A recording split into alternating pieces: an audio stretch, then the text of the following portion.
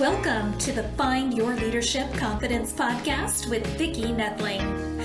You are about to discover impactful lessons that help you grow as an individual, grow your confidence, and find the positive and good within you, so you powerfully and authentically become the best version of yourself. Be sure you visit our website at www.findyourleadershipconfidence.com. While you're there, subscribe to us via your favorite network. Now tune in, get ready, and enjoy the journey of emerging as a leader of exception in the 21st century.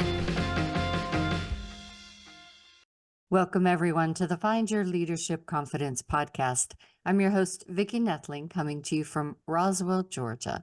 The goal of this podcast is to empower you to be able to have the topics and guests that will empower you to be able to take your business to the next level. And today, I'm really excited to have Luke Goetting as my guest, and let me tell you why. Luke is an award-winning communications expert and founder of Puffingston Presentations. Can't say that fast. Yeah, it's a tricky one. Yeah. A creative consulting firm based in Austin, Texas. He specializes in crafting engaging experiences for employees and audiences around the world. He is collaborating with clients on CES keynotes, TEDx events, and winning SXSW. And you're going to have to tell me later what that's all about, pitch decks, and has been featured speaker for the Project Management Institute, the PMI, Society of HR Professionals, Association for Talent Development, American Marketing Association, and many other amazing organizations. Today, I thought we'd touch on the subject that may or may not be on many people's minds, but maybe should, and that's Engagement Unleashed, the Gen X Plus opportunity. Please join me in welcoming my guest, Luke Goetting.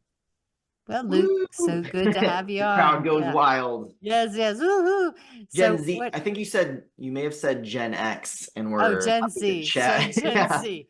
No, we're just focused on Gen Z, but a lot of times we're talking to Gen X in management and leadership roles, so they'll very much be a part of the conversation. Very sure. And, actually everyone should be, and baby boomers on, because it is a very diverse workforce that you have, multi-generational. So it's important that everyone is aware. Exactly. I stumbled with SXSW. What does that stand for? No, I applaud you. My bio, you know how when you're in your own industry, you don't think about all the letters in the acronym, you just read them because you're so used to them. So that's South by Southwest, which is a big tech and startup conference here in Austin. It actually just happened 2 or 3 weeks ago. That's one of our biggest events of the year here in Austin, Texas. We get people from all over the world. It's really exciting. My bio is totally full of tongue twisters. So I applaud you on this morning for getting through all of that. I think you did a great job.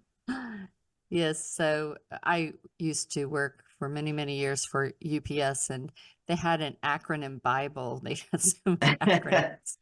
And when you went and met with clients or outside of UPS, it was important that you always had right after the name what it meant, because most people didn't know what you were talking about, or it was an acronym that was used somewhere, some way else, another way, and it misunderstood. So always good. Then it begs the question, if we're having to define all of our acronyms throughout the day, are we saving any time? Yes, absolutely. That's always a question. So we always start out, before we get moving on to talk about the Gen Z plus opportunity, we want to know where you're from. You gave us a little bit of a hint there, but go ahead. Yes, I grew up in southeastern Minnesota. Rochester, Minnesota. My parents, the huge employer there is the Mayo Clinic, and a world-renowned medical institution. And my parents actually met there And my dad has worked there his entire career, which is Wow. in the conversation of Gen Z Yeah, is that's sort not. of mind blowing. Hmm. I don't think we'll see a whole lot of that going forward. But yeah, I grew up there. It's a great community.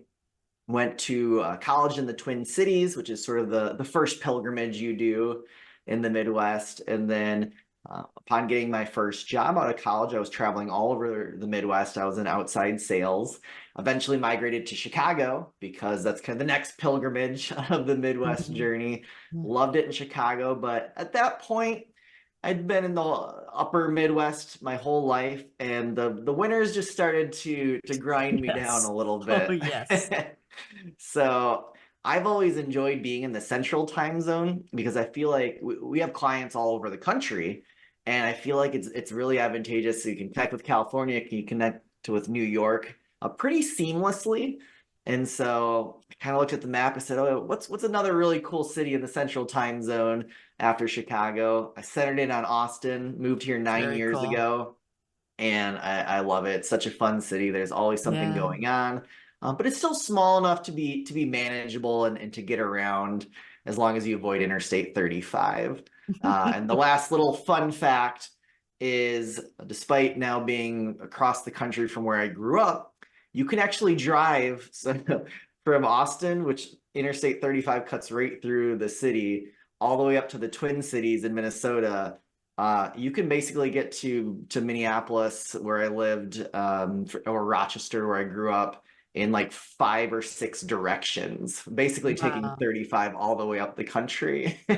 So That's random good. interstate fun fact there to hit you all Hmm. with for Yeah. starters. And always, family always likes that there's a direct route back to home. Yeah, if you're willing to do a 17, 18 hour haul, it's available to you. I'll take Mhm. the Delta flight probably. I actually grew up in Pittsburgh, and I've lived here in Georgia longer than there. But we go once or twice a year back home and drive, because by the time you took 4 of us through the drive to the airport, park, spend the 2 hours or whatever you need to at the Atlanta airport, then get to the place that you're going to go, wait in Pittsburgh for their baggage claim, which is not great, then drive an hour and a half back to my parents' house. Mm, That's half of my drive to Pittsburgh. So yeah. we just do like 5 or 6 hours and stay at a nice hotel and then drive the next day another five Yeah. hours. Not Fair so enough. bad. Probably a little less stress involved Oh with yeah, that. absolutely. And honestly, if you can get through with all your family members out of the Atlanta airport, that's already a Mhm. win. Yeah, yeah. It's an undertaking, yes, for sure. All right, so let's get into this topic that we want to delve more detail in. And so, I'm a baby boomer. I have worked with people that were older than me and younger and way younger than me in my career. And it's interesting for us in the last 10 years of my career, we talked about the millennials and how they're so different and everything. And oh, I remember when I was 20, and a lot of the things that the millennials were wanting and needing were things that I wanted and needed. But it was the culture was that you just didn't ask for it. You didn't Right. act on it. And in that respect, I think that it's easy to try to put yourself in their shoes in some ways.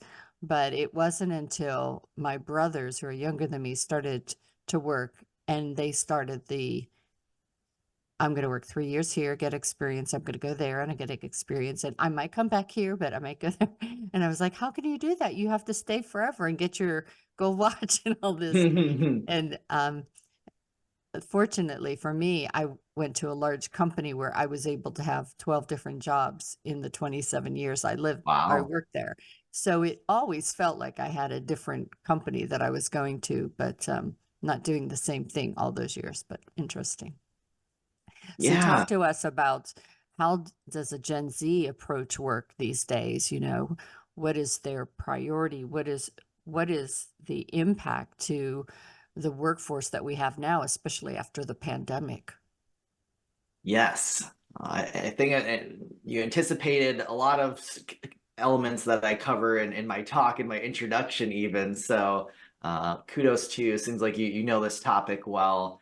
In that many generations, there's a continuation, perhaps even an acceleration. Of course, in many cases, well, in all cases, the preceding generations are raising the current generation entering their workforce. So there are many themes that stretch throughout, including, unfortunately, um, teasing, making fun of, ripping on the new generation. Oh yeah. Oh yeah. Yeah. Always. So for me, I am a millennial, and I just was kind of Yeah, baffled I bet. by what's that? I bet you were, because we were Yeah. terrible to millennials, I thought. And after we finally get through all of that, 5 years later, I'm seeing all these recycled articles and comments and narratives emerge about Gen Z. And I was just, like I said, kind of shocked. And what I really grew frustrated with was, and it still continues, I am very intentional about checking an article that has a negative narrative about Gen Z. And I'm like, okay, we have a comment from industry researcher. We have a comment from a middle manager. We have a comment from an executive. Oh, funny enough, we have no comments from Gen Z, from an employee at any of those organizations. And so we get this very one-sided depiction of how people are experiencing the new generation entering the workforce. And I felt it was especially unfair to Gen Z because they were entering the workforce in extremely challenging Oh God, circumstances. yes. Yeah, during the pandemic. Hmm. And they had really monumental events wiped out. College graduations, high school graduations, first internships, first training at new jobs. And so it just, I couldn't figure out why we were just all piling on Gen Z. Yeah. Hmm. Well, companies got seemingly a free pass while they gave very little instruction, very little support onboarding because they in themselves were just trying to figure out the dynamic of what this new working landscape would look like. So anyway, the little preamble, your question was about how Gen Z is diving into the workforce or something along those lines, correct? Would you mind Yeah. reminding me So after my little it's ramble just, there? what is the impact to this workforce, with the difference between how Gen Zs are approaching work and Yes. their mindset towards work? So the thing that I immediately want to address in that I do think, while I mentioned there's this continuation, there is something really fascinating and new about Gen Z. Arguably, that's never been the case before, although technological advances do happen, of course. But this is the first digital native generation. Yeah. Millennials, it came along in our careers, but uh, I remember doing research projects in middle school and getting out a CD-ROM Encarta encyclopedia to look up some information. And you really rolled the dice on that. Like you hoped your search term would find something that Hmm. was on one of those CD-ROMs, because if not, there was literally nothing, and you were out of luck. So in any case, Gen Z, the internet has existed their entire lives. And for the listeners, Gen Z technically starts at 1997 through 2010. So the Hmm. oldest Gen Z are already 27 years old. So yeah, the internet has existed their entire lives. As soon as they've had access to internet-enabled devices, they have had access to the World Wide Web and all the Yeah. information that it contains. So there's some pretty specific implications as it relates to managers and leaders in the workforce. Gen Z 1, there is an immediacy. They are used to having a speed. And Hmm. so that affects management styles. They're much more used to high touch communications versus Hmm. the classic tradition is maybe an annual review or a Hmm. quarterly review for a company that's being a little more progressive. Whereas Gen Z is used to posting something and getting feedback practically instantaneously, or Hmm. filling out an online form or quiz or test and getting it right or wrong immediately. So, continuing that thread is that access to information. One of the things I really emphasize is transparency. Gen Z is used to being able to find out answers. And that's, again, a little bit of a culture shift from a corporate perspective. Corporate tends to be a little bit more need to know, tends to be a little bit more closed off, or you can get the kind of that corporate language that says 3 paragraphs, but also sort of says nothing. Mm-hmm. And again, because this generation's so used to that, companies who are not participating in the conversation or coming off as somewhat inauthentic, it's not that that checks that box. Those conversations are taking place with or without the leadership in the companies. And so I really encourage people to participate and help address a component I talk about is lead with why. Why are we taking these steps? How does this affect? Lead with why, both on a conceptual perspective, just why are we taking these actions, but also on a mission level. Gen Z is one of the most values forward generations ever. And they don't necessarily have that really clear distinction between a work persona and just their life. And so they expect to be working for a greater good in their jobs as well. And so companies can really emphasize that to make sure that from a recruiting perspective and from a daily communications perspective. So yeah, those are the first kind of core principles that jump out to me. And I believe a lot of them are functions of growing up as digital natives in ways that any other generations haven't. It's interesting as you were talking about that. And, I mentioned that I'm a baby boomer and kind of towards the beginning of that. The interesting thing is that when I came on, like I went to business school for shorthand and Nice. typing in a typewriter, and in my first 5 years, computers were introduced. And so I was in that position where I wanted to do new things, but the majority of the people that I worked with were in their 40s and 50s and 60s, and they didn't get it, And so the aspect of why was also apparent in my time in the office and growing up. And so that's why I think I can relate more to what the kids are going through now than maybe other baby boomers are thinking about, because it's, they forget. We forget what it was like, but it truly was that way. The fax machine was introduced. All of this new ancient technology to the kids today was being introduced. I mean, heck, when I wanted to research stuff, I had to use an encyclopedia. Right.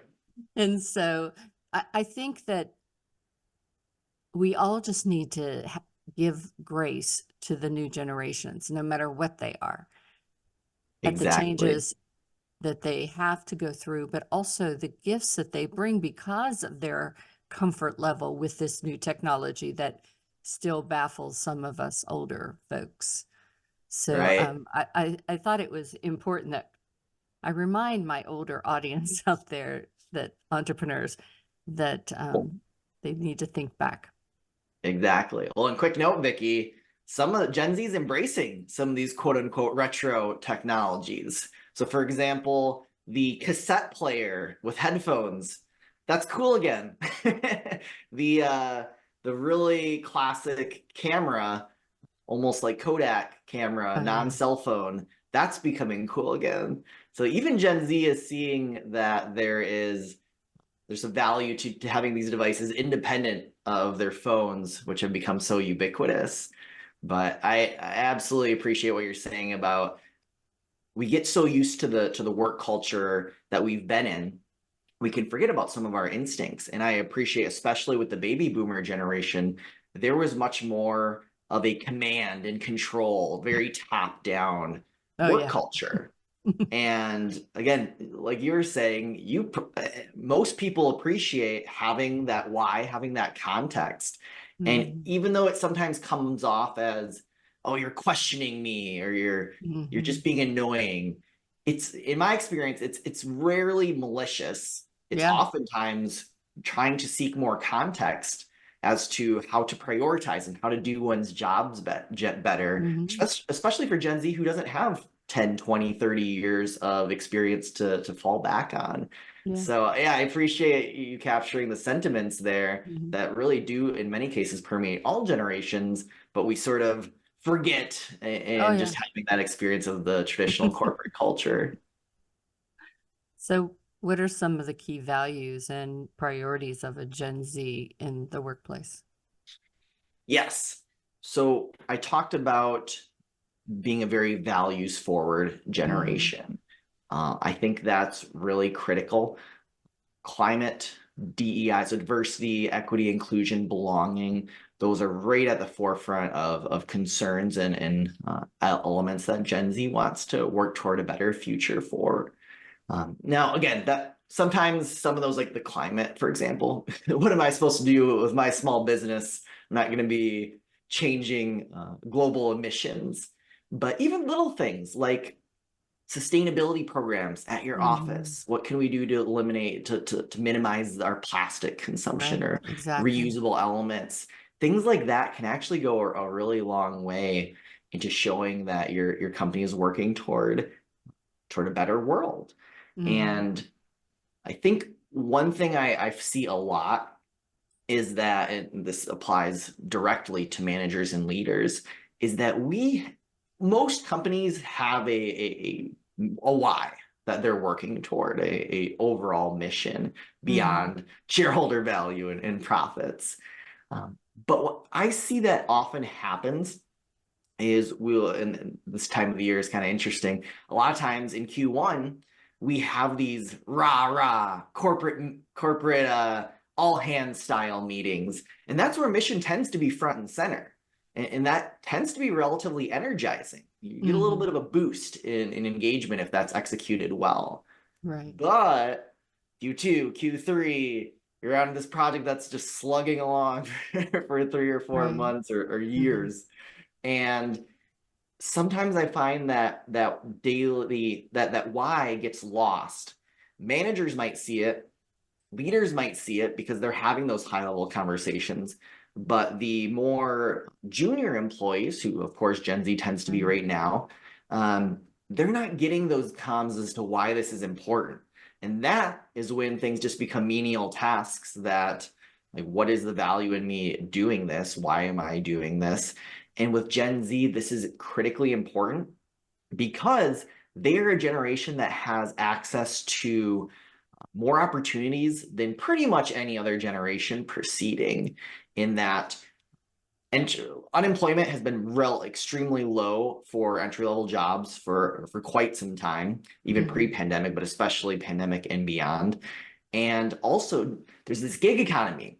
I can sign up to walk dogs or to there's sites where you can just be a fake friend who shows up at like people's birthday parties or corporate events just to fill the room. Obviously, we know all the food delivery and Uber type of services. And so Gen Z just has a proliferation of options available to them. So if they just don't find a lot of value in what they're doing on a day-to-day basis, and they don't know that why, to what distinguishes this job from any other, then they're simply going to go to the one that is the highest bidder. And, that's one of the reasons I started my business on leadership as well as public speaking, because both of them kind of tie together. But I think especially with the Gen Z who had it, there's a gap in their training in interpersonal skills and things like that, and also because the business world right now, corporations are trying to figure things out. The attention to training these young people to be great leaders is I think lacking. And so, that's why you and I do what we do. But I think it's really important that we, if you are a Gen Z or out there, you should seek outside assistance and coaches and things to get that, because you're going to be running the world. You're going to be running the companies, and you need to make sure that you can do it in the best way you can so that your employees will stay. Exactly. Yeah, the concept of mentorship, always valuable for all generations, but especially for the new incoming generations. And I would emphasize there's some subtleties here that I think are important. One, for Gen Z to want to seek out a mentor, they're not going to be so eager to do that if they are hearing within their own organizations that all that negativity about why Gen Z is this and lazy, entitled, and doesn't want to work. Why would you want to then go talk to someone who's either communicating that directly or at least is kind of part of that comms? And I think that's something to be very, very clear about.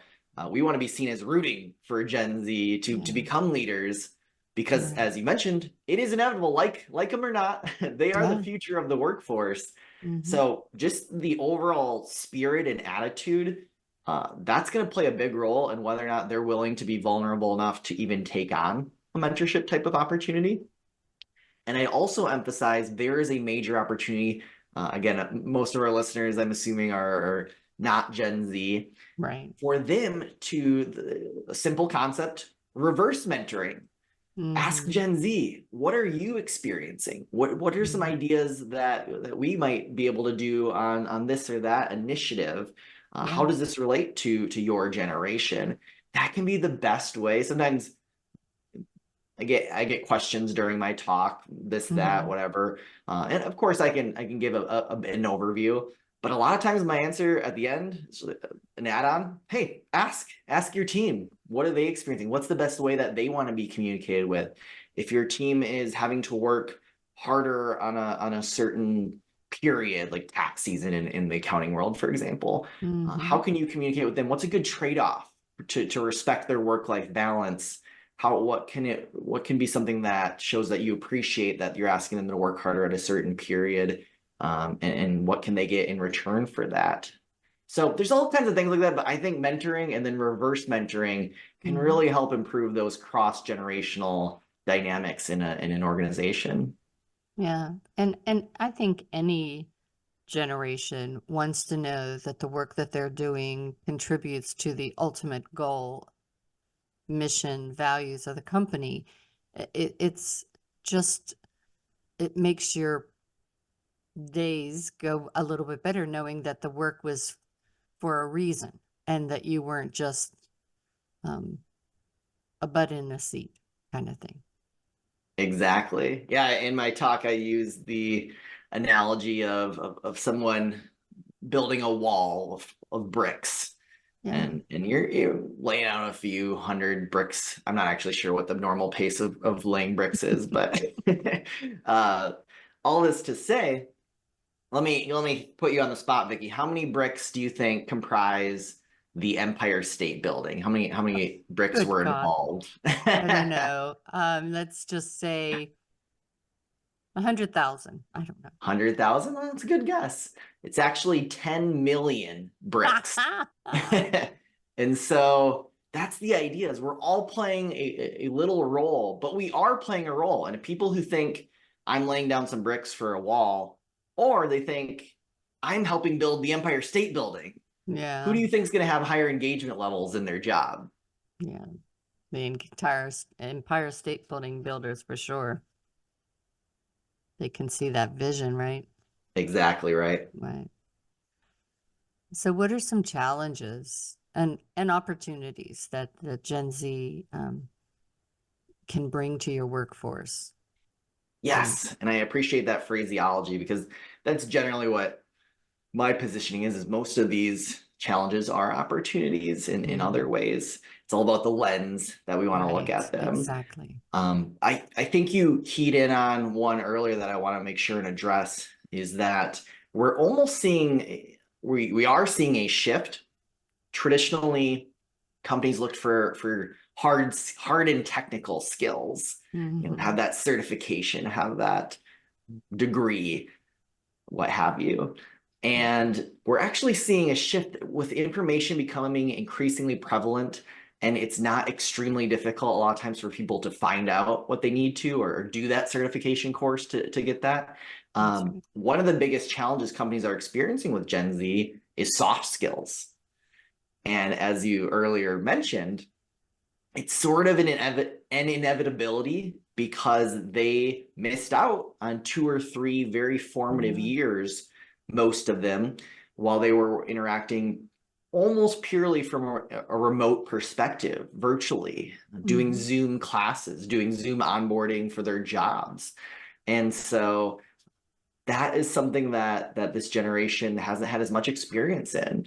And so an anecdote I love, many of the large consulting firms have been getting into etiquette classes and just level setting. Here are the basic expectations. What should you dress like? What time do you need to be at places? How do you do handshakes and make eye contact with people? And interestingly, a lot of times these start off with the primarily for entry level welcome to the workforce trainings. And many of these companies I've seen, these are so useful. And there's a lot of bad habits across all generations. Let's just have everyone participate in these etiquette classes so that instead of everyone having different expectations based on when they entered the workforce and the traditions around that, let's get away from this sort of passive aggressive spirit and just lay it all out there so that everyone kind of knows what's expected of them. So yeah, soft skills is a major challenge, but also opportunity to just get everyone on the same page. Yeah. That's one. I'll let you, if you've got any thoughts on that, and then yeah, happy to elaborate on some others, certainly.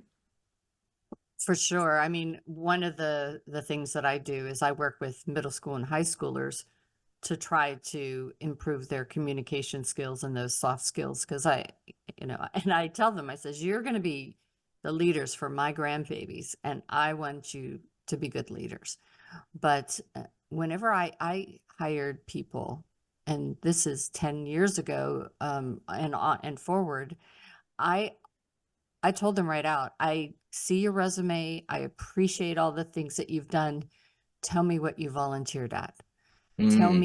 Tell me about, ask them questions that would uncover what are their values, is their, perceived work ethic, especially if they're just starting into the workforce. What is their expectations of this job that they're going into? Because that behavior, personality, I can't change, only they can change. So That's a great point. I can teach you Excel. I can teach you project management. I can't change your behavior. I can't change your personality. You have to, and you have to want to. So I try to convey that to these young people that I'm working with to make sure that they understand the things that they need to do to work on to make them really successful in whatever they want as an entrepreneur or into the corporate world. Exactly. Yeah. Creating that sort of well-rounded contributor versus someone who's just got the technical expertise. I agree with you. It's so important. And actually on the theme of learning, I want to pick that baton from you. It's another major challenge. Gets back to some of my earlier comments about pacing. Yeah. Gen Z is used to consuming very fast. They're also used to seeing progress very fast. And a lot of organizations are struggling with people who my Gen Z employee wants to get promoted every month, seemingly. And how do I deal with that? And it's absolutely a challenge, but it's also, if you take a step back to kind of reflect on it, it makes sense. This is a generation that's born, again, digital natives. Most digital tools, you've got levels and you've got points and you've got leaderboards and you're getting these results in real time and you've got timers. And so those are all gamified elements. And this is what I encourage companies to think about. There is a very large gulf for all people, typically when they join an organization. Even Vicki, you mentioned, I think, was it 12 jobs in 27 years, something like that? Yeah, so even that's an incredible amount of growth and progress. But even that, if my math serves me correctly, implies a 2 to 3 year gap between each of those, which for Gen Z is actually a lot. They're changing jobs on average every 2 years. And so the more organizations can do to really make it clear to them that you are making progress. Here are some checkpoints. Again, these are gamified elements. Here, and think about traditional business gamification, airline miles. credit card points, fantasy football, even. Like all of those are taking something relatively boring. Oh, you made $10,000 worth of credit card purchases this quarter. Okay, now you've earned 600 points that you can use for something cool. All right, well, that's kind of interesting now. That makes my 4 flight segments to get to this random town to give this talk. Oh, this is actually kind of interesting. I got something out of that, is the trick that I've played. Now, again, I don't want it to be a trick. The more that you can associate with something tangible, whether it's some sort of digital gift card, or maybe it's a premium parking spot if you're coming into the office, or simply a bonus, that's even better to reinforce that. But not only does that show them that they're making progress, it also allows you as an organization to show the roadmap to the future, because that's so critical. If they feel like, and this Gen Z really assesses this. I've been kind of shocked how aggressively they're assessing what's the point of staying here another 6 months, maybe next month, certainly next year.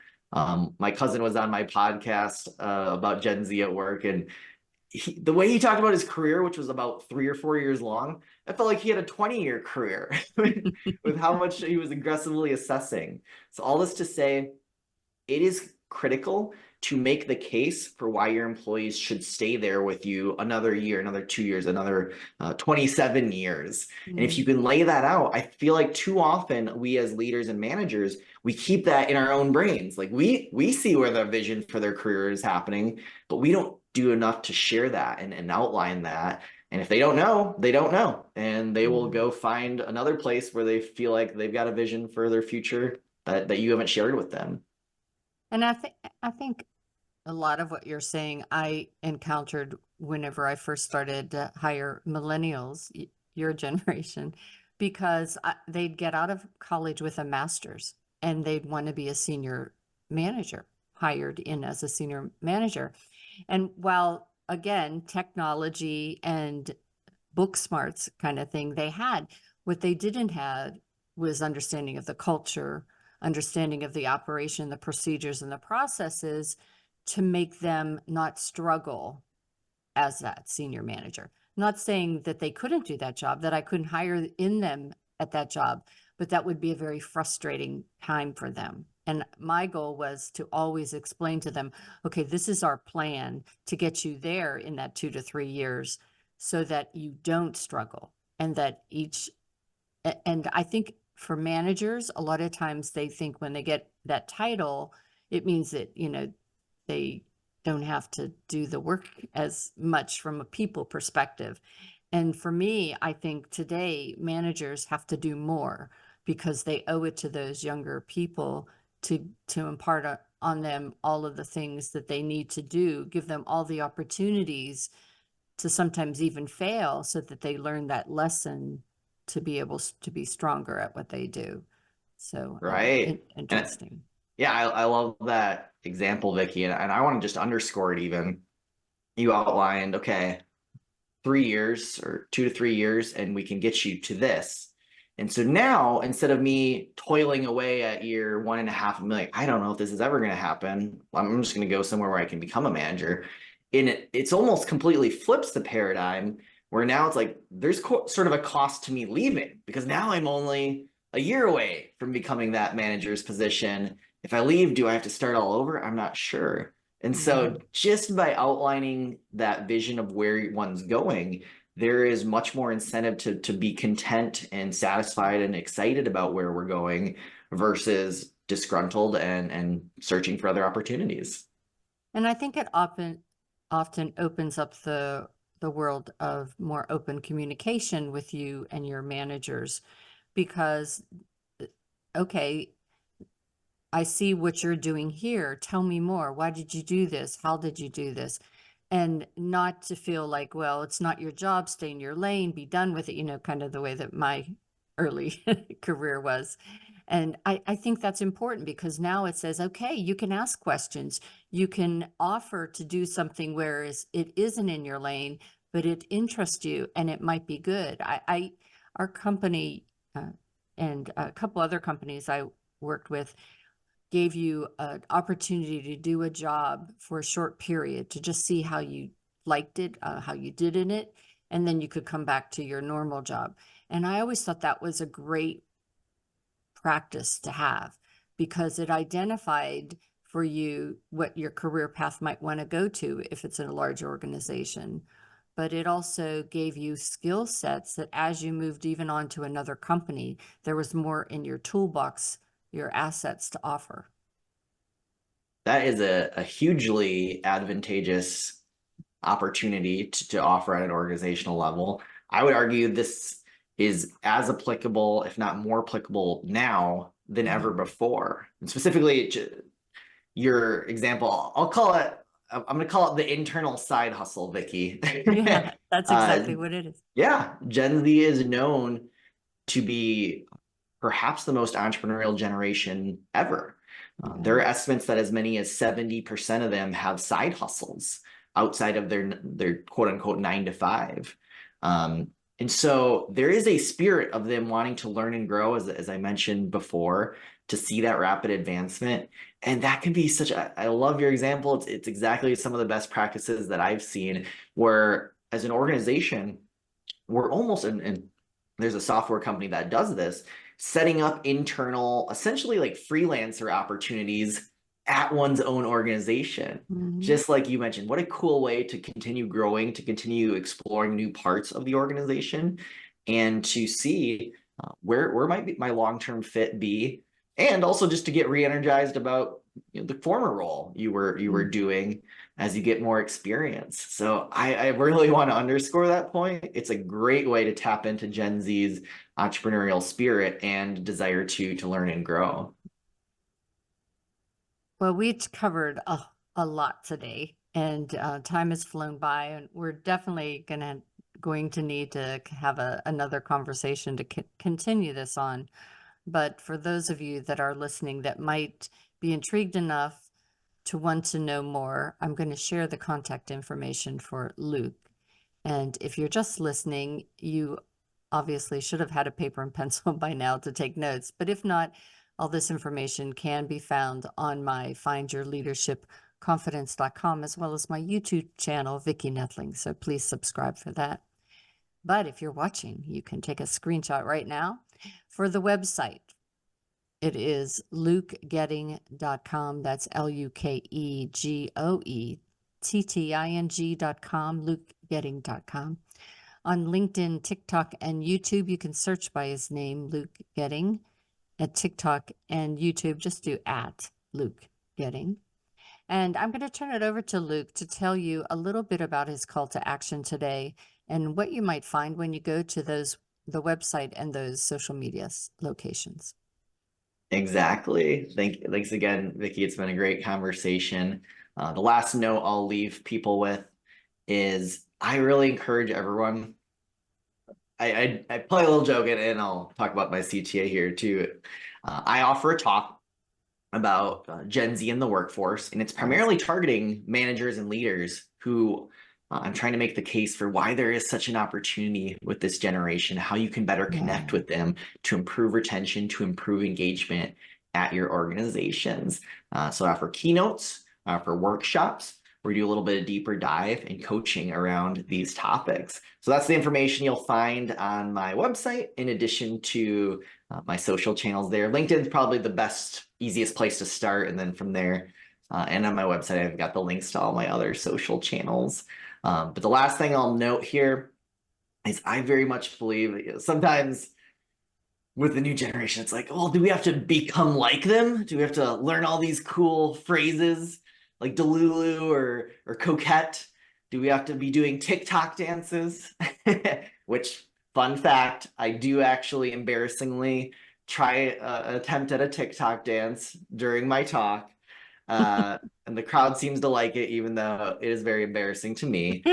But my overall point is no, we don't have to become like them, but we do have to be willing to evolve with them.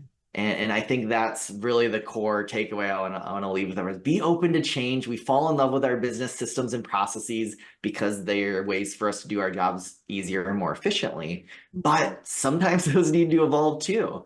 And I think that's the spirit all throughout business that we need to embrace oftentimes. That's exactly right. As I said earlier, just remember when you were 20 and what frustrated you about the older generation. It's not a lot different. And I'll add to that, were these same things being said, lazy, entitled, don't want to work? Were the same things being said about your generation when you entered the workforce? Absolutely. If nothing else, we could all relate to that. Yeah, just look at some of the TV shows from those generations and, we were all druggies, hippies, and Right? I mean, I have quotes dating back to Socrates, kids these days. So it is very much something that binds us all together. Yeah, so true. Well, it's been just wonderful chatting with you. I enjoyed it so much. And I hope the audience got a lot of good content direction, either from the managers to the people that are co-workers with the Gen Zs, as well as the Gen Zs, and go ahead and talk to your manager if you feel that there's some of a gap and needs to be addressed. That's why God gave you a voice. Exactly. Yeah, thanks so much for the conversation, Vicki. I had a great time. Yeah. So as always, I remind everyone that life is a journey and it's up to you to enjoy the ride. This is Vicki Netling signing off. Thank you for tuning into the Find Your Leadership Confidence podcast with Vicki Netling, where we share impactful lessons that help you grow as an individual, grow your confidence, and find the positive and good within you so you powerfully and authentically become the best version of yourself. Remember to visit our website at www.findyourleadershipconfidence.com and enjoy even more great episodes like this one. Again, while you're here, subscribe to us via your favorite network. We look forward to seeing you next time on the Find Your Leadership Confidence podcast.